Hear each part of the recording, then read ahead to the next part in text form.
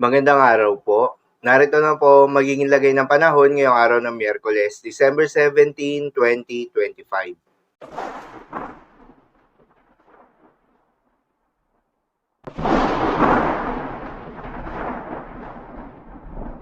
Sa kasalukuyan at ayon sa pag-asa, patuloy na umiiral itong shear line o yung banggaan ng malamig at mainit na hangin at nakakaapekto sa may eastern section ng northern at central Luzon. Dahil dito ay asahan yung maulap na kalangitan na may kalat-kalat na mga pagulan at isolated thunderstorms.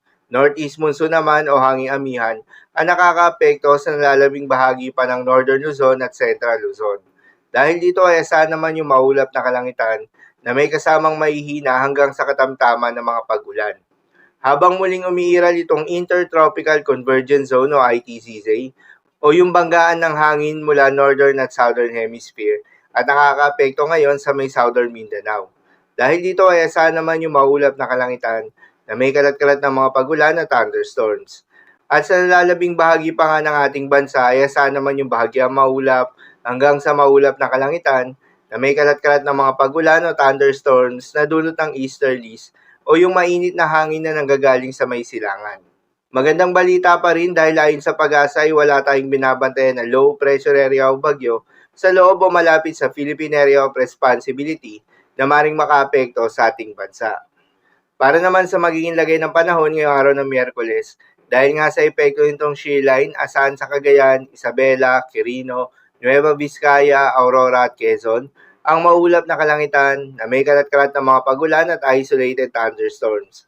Posible ang mga pagbaha o pagguho ng lupa due to moderate to at times heavy rains. Habang sa may Bicol Region, Caraga, Northern Samar, Eastern Samar at Southern Leyte, ay asahan naman yung maulap na kalangitan na may kalat-kalat na mga pagulan at thunderstorms na dulot ng easterlies. Posible rin ang mga pagbaha o pagguho ng lupa due to moderate to at times heavy rains. Habang sa Batanes, Apayao, Kalinga, Mountain Province at Ifugao, ay asahan naman yung maulap na kalangitan na may kasama mga pagulan na dulot ng northeast monsoon. Posible rin ang mga pagbaha o pagguho ng lupa due to light to moderate with at times heavy rains. Habang sa Zamboanga Peninsula, Davao Region, Soc-Sargent, Sultan Kudarat, Sarangani, Basilan at Tawi-Tawi, ay asahan naman yung maulap na kalangitan na may kalat-kalat ng mga pagulan at thunderstorms na dulot ng Intertropical Convergence Zone. Posible rin na mapagbaha o pagguho ng lupa due to moderate to at times heavy rains. Habang sa Metro Manila, Ilocos Region, nalalabing bahagi ng Cordillera Administrative Region at nalalabing bahagi ng Central Luzon, ay asahan naman yung bahagyang maulap hanggang sa maulap na kalangitan na may kasamang mahihinang mga pag-ulan. Dulot naman yan ng northeast monsoon. At sa nalalabing bahagi pa nga ng ating bansa, ay asahan yung bahagyang maulap hanggang sa maulap na kalangitan na may kalat-kalat ng mga pagulan o thunderstorms na dulot ng easterlies.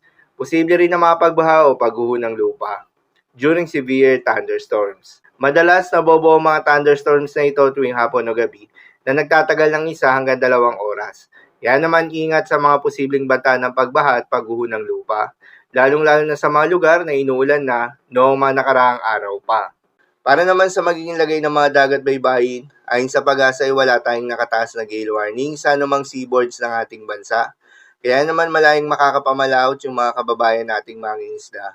At yung may mga maliliit na sasakyang pandagat, subalit iba yung pag-iingat sa mga maglalayag sa may seaboards ng Northern Luzon at Eastern seaboards ng Luzon, gayon din sa may Eastern seaboards ng Visayas, dahil inaasahan yung katamtaman hanggang sa maalo na karagatan. Habang sa nalalabing seaboards ng ating bansa, ay asahan naman yung banayad hanggang sa katamtaman na makapag-alon. So yun lang po para sa lagay ng panahon ngayong araw ng Miyerkules. Keep safe everyone.